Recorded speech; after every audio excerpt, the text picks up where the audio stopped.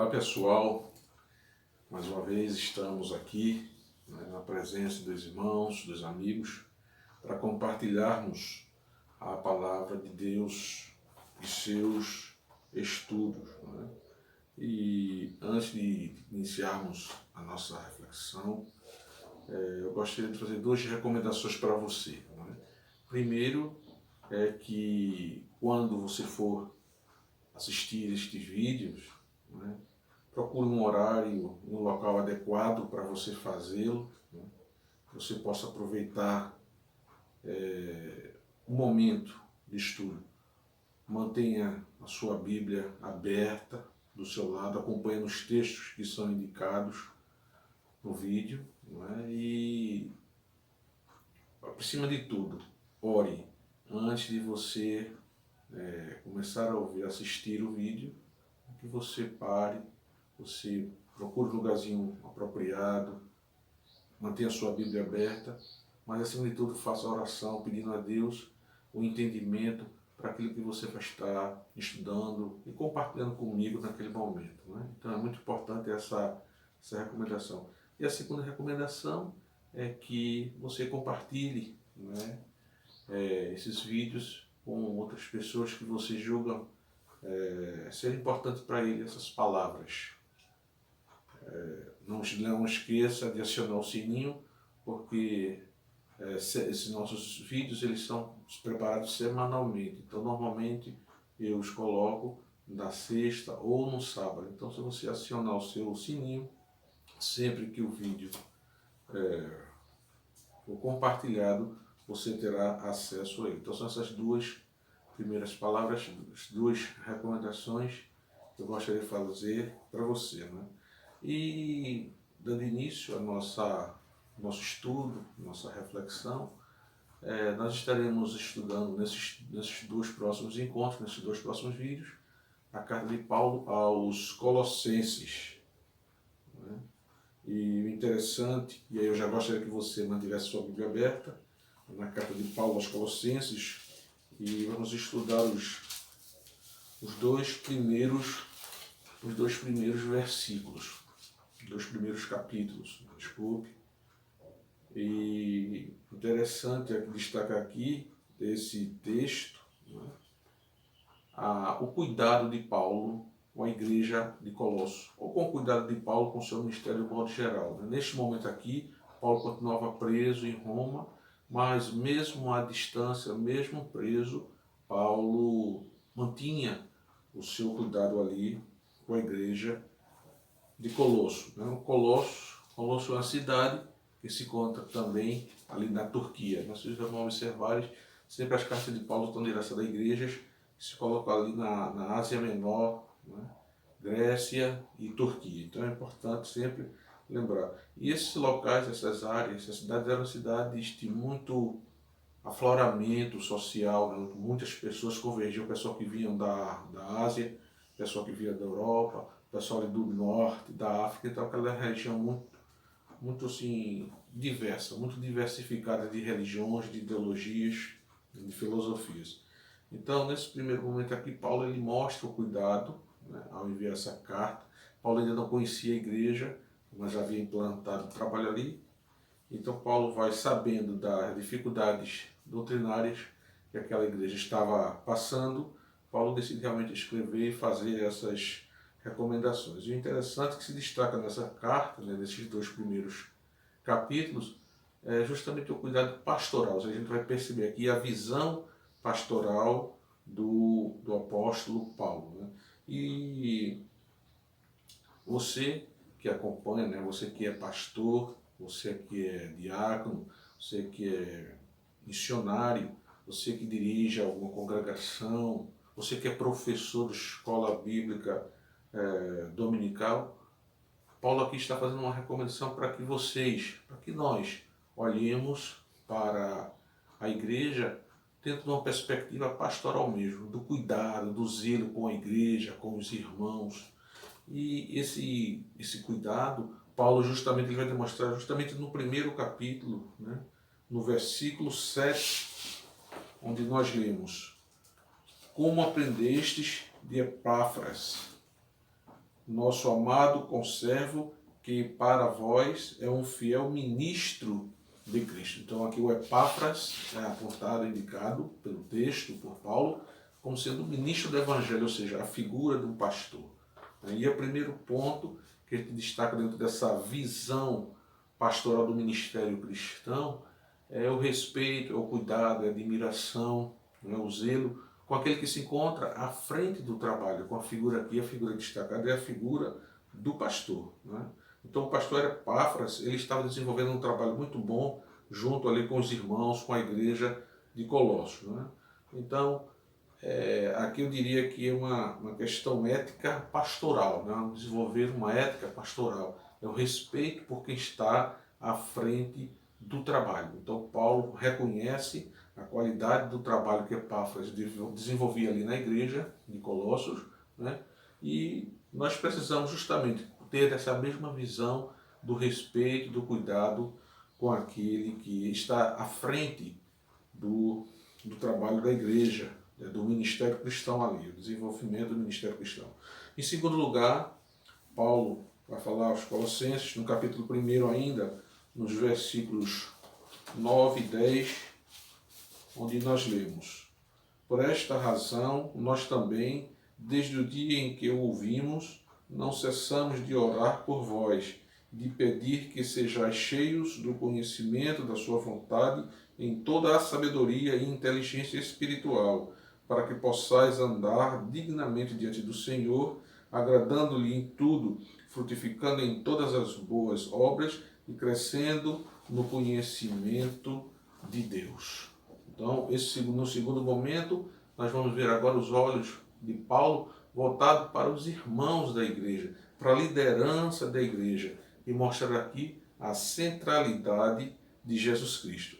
Em dias de diversidade que nós estamos vivendo, o ministério cristão ele deve promover a centralidade de Jesus Cristo, né? O cuidado para que eu não cresça tanto, né, a ponto de chamar a atenção para mim. A atenção é Cristo, a centralidade é Jesus Cristo.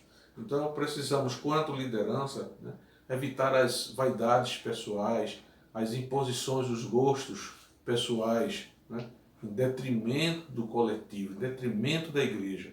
Então, é um outro aspecto importante que Paulo nos chama a atenção aqui dentro dessa visão pastoral que ele tem. Veja que, mesmo distante, Paulo tinha notícias, ele recebia as notícias do que estava acontecendo ali na igreja, né? Então, ele emitia as suas instruções através de cartas. Ele não estava de corpo presente, mas as suas recomendações chegavam ali. Um outro ponto importante que a gente destaca desse texto, né, no capítulo 1, versículo 17, em que lemos: Ele é antes de todas as coisas subsistem por ele, e ele é a cabeça do corpo da igreja, é o princípio e o primogênito dentre os mortos, para que em tudo tenha a preeminência, ou seja, a primazia, a superioridade. Em tudo, Cristo, ele é a primazia. Outro ponto importante, né? Você que lidera, né? Você que é professor, você que exerce liderança dentro da igreja, e principalmente você, pastor, né? Precisa incentivar a sua igreja, despertar da sua liderança, não é? Esse espírito de que Jesus Cristo é a centralidade de tudo, justamente para evitar, como a gente viu no ponto anterior, né, os personalismos, né, aquela personalidade exacerbada dentro da igreja, provocando dissensões, confusão. Veja o que disse João o Batista, né? Importa que ele cresça e que eu diminua. E já faz um bom tempo que eu não escuto dentro da igreja, ou dentro das igrejas, né, as pessoas usarem essa expressão: importa que ele cresça e que eu diminua. É Jesus quem salva.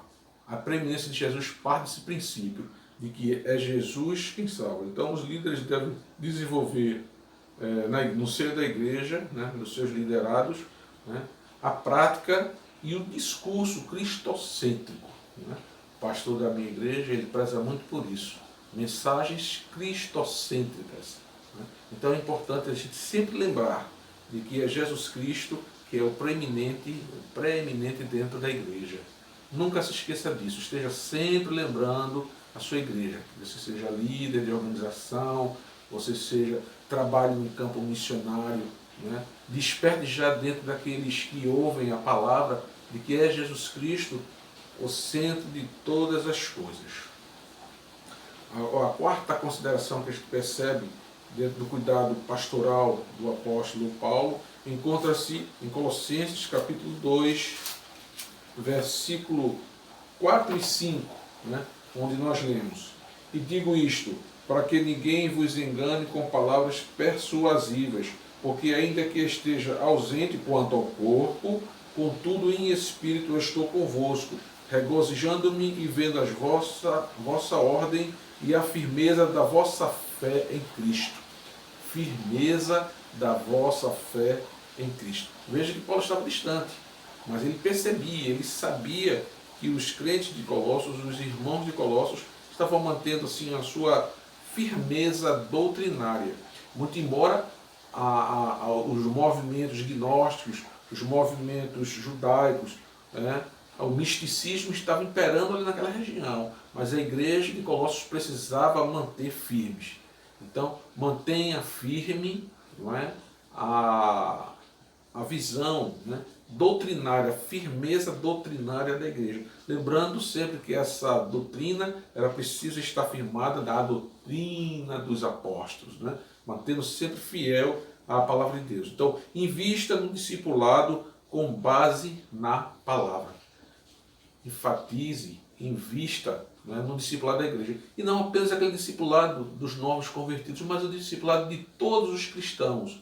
Quem de nós, por mais veterano que seja, né, no Evangelho, ainda não tem o que aprender? Então, você que é pastor, você que é líder, né, nós que somos liderança, precisamos investir num discipulado forte para que, em vindo essa diversidade de pensamentos, de ideologias, não abale a estrutura principal da igreja. Lembrando que é Jesus Cristo o centro, não é, da igreja de Cristo. Então os líderes passam, né? Hoje você está líder aqui e amanhã pode não estar, mas a igreja permanece. Então se a igreja ela está bem fundamentada doutrinariamente, ela permanecerá. Em quinto lugar, em Colossenses 2,20, nós vamos ver o que? A questão da visão apologética, a postura apologética de Paulo. Capítulo 2, versículos 20, nós lemos: Se, pois, estás mortos com Cristo, quanto aos rudimentos do mundo, porque vos carregam ainda de ordenanças, como se vivesseis no mundo. Rudimentos do mundo. A palavra-chave aqui é o enfrentamento contra os rudimentos do mundo. Aí a gente vai perceber o que são hábitos e costumes do velho homem que continua dentro das nossas vidas, dentro da nossa igreja. Então, são hábitos mundanos, né, práticas mundanas do palavrão, da lascívia e tantos outros pecados que ainda não foram expurgados, ainda não foram retirados de nós, que atrapalha, não é, o desenvolvimento da igreja, do ministério cristão, o paganismo, o legalismo, não é, muito presente em nossas igrejas, e Paulo combatia muito isso, o próprio Jesus Cristo combatia isso dentro da igreja, a figura do legalismo, ou seja, a instituição, por mais importante que ela seja, ela não deve superar, ela não deve suplantar o homem, o indivíduo, né? Porque Deus trabalha com o indivíduo, não necessariamente com a igreja, mas principalmente com o indivíduo. Então é importante combater esses rudimentos do mundo, né? Que permeia ali a igreja, que envolve e que, vez por outra, causa estragos dentro da nossa igreja, né? São chamadas doutrinas de homens, doutrinas que não têm fundamentação bíblica, né? Não tem a intervenção do Espírito Santo. Portanto, tenhamos muito cuidado quando formos conduzir as nossas igrejas no sentido de estarmos prontos para fazer uma defesa apologética bíblica, né, do ministério cristão da nossa igreja, né? Portanto, para concluirmos, eu gostaria de dizer que tenha cuidado com o seu ministério.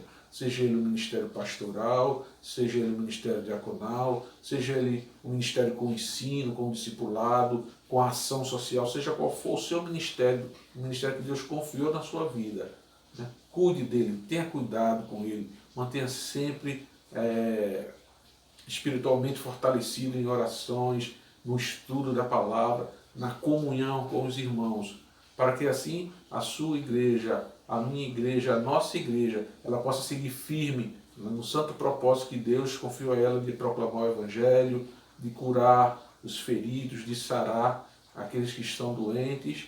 Então a nossa igreja ela se torna uma comunidade terapêutica. É uma expressão moderna, mas não deixa de ser. Então a igreja é o local onde os doentes são arrebanhados por Jesus Cristo, para que ali ele seja tratado, para que ele seja cuidado, para que ele seja restaurado. Então essa deve ser o nosso objetivo, o nosso cuidado, a nossa visão pastoral do ministério cristão. Que Deus nos abençoe. Santo e eterno Deus, nosso Pai, muito obrigado, Senhor, pela visão que Tu nos dás através do Teu servo Paulo. Nos ajuda, Senhor, a desenvolver um ministério santo que Te agrade, Senhor, para que seja fortalecida a Tua palavra, a Tua igreja, o Teu povo. E que a Tua igreja seja um farol no meio deste mundo, Pai, de tanta diversidade perniciosa. Tem misericórdia de nós, fica conosco, em nome de Jesus Cristo. Amém, Senhor. Tchau, um abraço e até o próximo.